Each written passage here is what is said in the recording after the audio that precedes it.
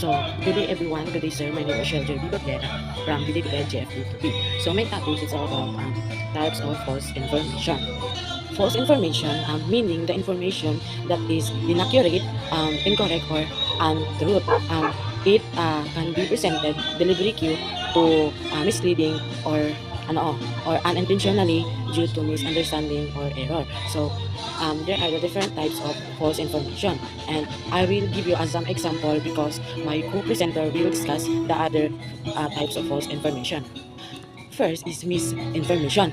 Misinformation, this refers to the false information that unintentionally spreading the individual who believe it to be true can result from errors, misinterpretation, or simply lack accurate information. Kumbaga, si misinformation is that this is spreading information not intentionally. Kumbaga, hindi sinasadya na magkalat ng information. It can result from error or misunderstanding, misinterpretation, just lack of inaccurate of information. So dito si misinformation, hindi niya sinasadyang magkalat ng mga information. Example, may narinig siya na ganyan, na chismis, narinig niya lang tapos pinagkalat niya agad sa iba, hindi naman alam kung anong chismis yun, and then para kanino yung chismis ayun, ganun yung disinformation. Parang hindi mo sinasadyang magkalat ng information na hindi naman totoo, like haka-haka lang, hindi mo muna inaalam kung ano talagang tungkol yung information yan. Number 2 is disinformation. False information, delivery that is spread with intention to devise or manipulate if attempt involve use actors of to influence or behavior. So si disinformation naman is ito siya is sinasadya.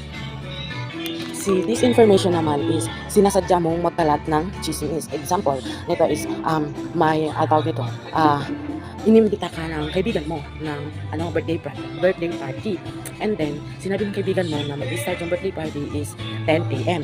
and then sinabi mo din sa isang kaibigan mo na invited din, na sinabi mo na mag-start yung party ng isang kaibigan mo is 6 p.m. Na pagdating ng isang kaibigan nyo na 6 p.m. siya magpunta ng birthday party, wala na siyang maradatnan na birthday party. So ganun yung disinformation, like intention mo talagang magkalat ng maling the 7 types of mis and disinformation. So number 1 is copy content. So false information like a fake celebrity death news article. Number 2 is manipulated content, altered info like a doctored photo of a politician. Number 3 is impostor content, false fake account pretending to be expert or celebrity. Alam naman natin yung impostor content, yung mga scammer. And then number 4 is misleading content, info that leads to wrong conclusion like exaggerating studies findings. Number 5 is stirring and parody, hormones, false stories that might be misinterpreted. Number 6 is false content, accurate info with misleading content like notes or notes out of contents. Number 7, false content. 7 is false contents, sensational headlines not supported by the content. And then yun lang po yung the 7 types of misinformation and disinformation. And yun lang po. Thank you. The topic is all about the malinformation. So malinformation is a false or misleading information that is spread intentionally to cause harm or achieve malicious. So yung information, like, and from the word intentionally, like kahit alam false yung like kahit alam mo na false yung information na na-receive mo from the senders, like ginan mo pa rin, like intention mo pa rin na i-share siya, like for for what we call this, if you are, like for example, if you have a goal na like sila mo yung best friend mo, kahit is it it's not true or fact na information na na-receive mo, but you are intentionally to share that from the other person or the another receiver of the message. So yun yung malinformation. Unlike sa misinformation, like incorrect yung information na na-receive mo and you are not intentionally to share this on others. So bali malinformation is intentionally mo siya kahit alali ka, like pinasok pa siya sa ibang misleading so doon mag-is yung argumentation between the sender and the receiver. Kasi from the fact na kahit alam mo na nga na mali yun, like you are intentionally to share it pa rin doon sa receiver na kung saan gitan-deliver mo yung information or message na iyong na gather. So yun yung malinformation, misleading towards to achieve the goals or the goals na, so let's say na yun nga, like gusto mong magsiraan yung mag-best friend, so you are using the information to make the argumentation start. So yun yung malinformation.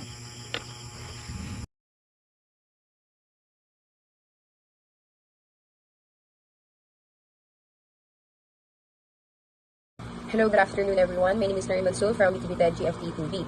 For today, I'm gonna tackle about the memo, or what is memo. Memorandum. What is memorandum? A memorandum or memo is a message exchanged among members of an organization, typically originating from one sender to a number of recipients. What is the purpose of memos? The purpose of memos or memorandum is to relay important information about an organization's operations, such as exchange procedures, notifications about employment status, or health coverage, the introduction of new employees, or exchanges in laws that might affect the organization or business.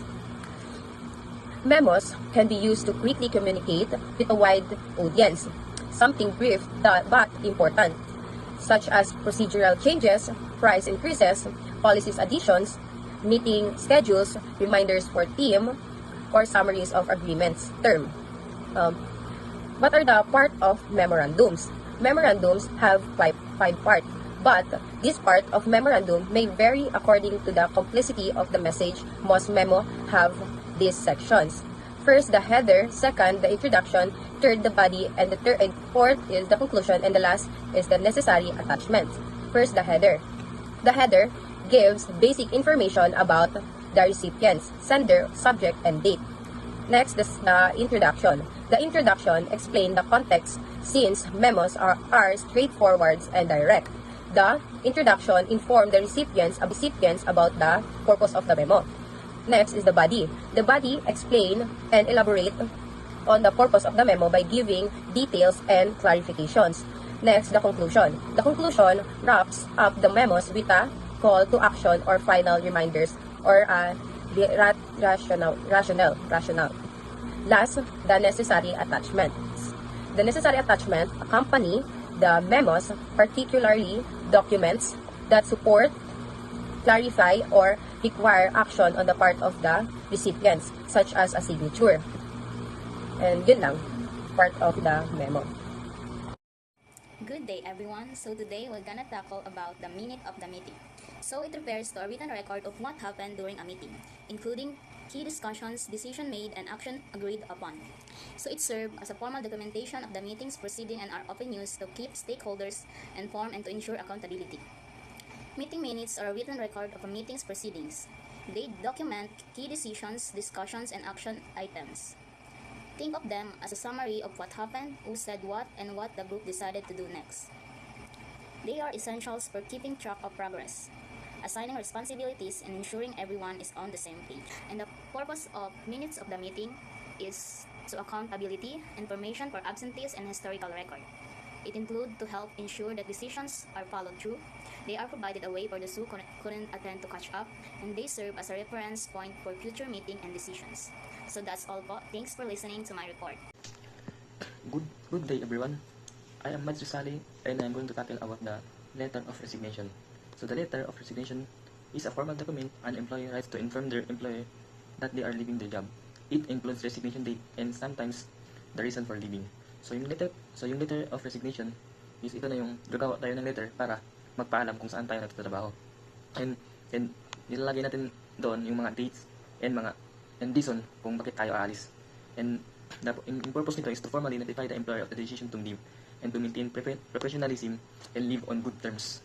So yung importance naman ng letter of resignation, it provides a record of resignation, and the next is it helps in smooth transition and handover, and lastly it shows respect and courtesy to the employer. And that's all. Thank you guys. Everyone, my name is Judith Epacania from GFT2B. So I'm gonna discuss is about complaint letter. So a complaint letter is a formal document sent by an employer or department to express dissatisfaction or report a problem regarding a workplace issue. This could relate to policy, behavior, facilities, delay, or any operational concern. So sa complaint letter is hindi lang to basta-basta reklamo lang or binubulong sa kanto o kaya chismis. Ito ay isang formal na sulat na ginagamit sa isang responsible employer para may parating ang isang seryosong concern o issue sa loob ng kumpanya. So ang purpose ng complaint letter is one, to inform management to the department about issue. So dito ginagamit yung complaint letter para sabihin sa mga boss o sa tamang tao na may issue na kailangan ayusin. Hindi na kasi lahat ng problema nakikita agad sa management, kaya kailangan ito ipaabot ng maayos. So next is to request corrective action or improvement. So dito din, hindi na ito tungkol sa pagrereklamo o goal or isang goal na para magkaroon ng solusyon. Hindi kailangan ng adjustment, action o improvement sa sistema o kaya ugaling ibang empleyado. So next is document problem for accountability and tracking. So dito, importante may record na reklamo para kung maulit o lumala ang issue, may ebidensya na ginagawa mo ang part mo. It also to help na ma-track kung paulit-ulit ba ang problema at kung may ginagawa ng ibang desisyon. So next is to maintain a record of communication for future reference. So dito din, mahalaga ang writing complaint kasi minsan may mga detail na nakakalimutan kapag verbal lang, sa sulat may mga prompt na sinasabi mo na before useful ito sa mga evaluation, investigation, or kung kailangan ba ipaabot sa HR. So yan lang po. Thank you.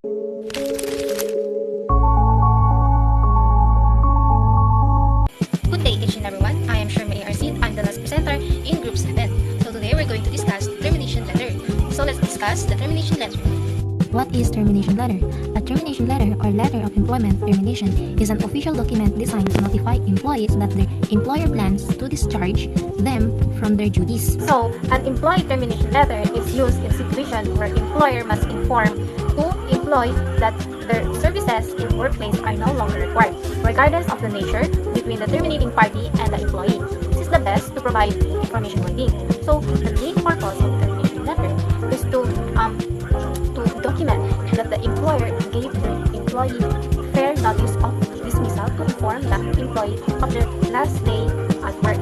So let's proceed to importance. Why are the termination letters important? Termination letters are important because they ensure clear communication between employers and employees. The main benefits of using termination letter is to inform employees of their dismissal. So, as I mentioned earlier na why termination letter is important. Kasi we need to communicate with them through writing. We need a clear communication para it ensures na yung employees understand their employment is ending. Gumaga, tapos na yung work mo sa isang company.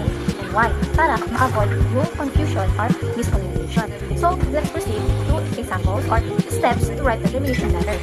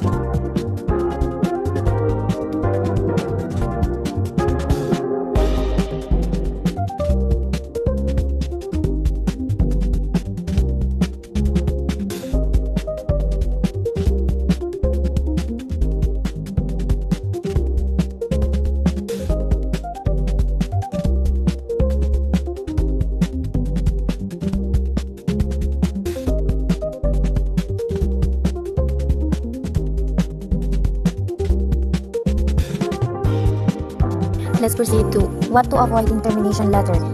When we preparing a termination letter, avoid these common issues that could cause confusion for the employer. First is inaccurate information. The termination letter should always accurately represent events as they intend, including false information will put the employer at risk. So, inaccurate. Dapat, pag gumawa tayo ng termination letter, meaning accurate yung pagkagawa natin ng termination letter para maiwasan natin yung mga false information. Dapat, ilalagay lang natin yung mga dates and events. Second is unnecessary details. Only include the information that relates to the recipient of the letter. Adding too many details can make harder for the employee to find essential information about their termination. Dapat ito, huwag ka na maglagay ng mga unnecessary details. Dapat, you need to specific. Kung magsusulat ka, dapat direct to the point. Kung ano yung susulat mo, reason bakit mo siya i-terminate. Yung ganun.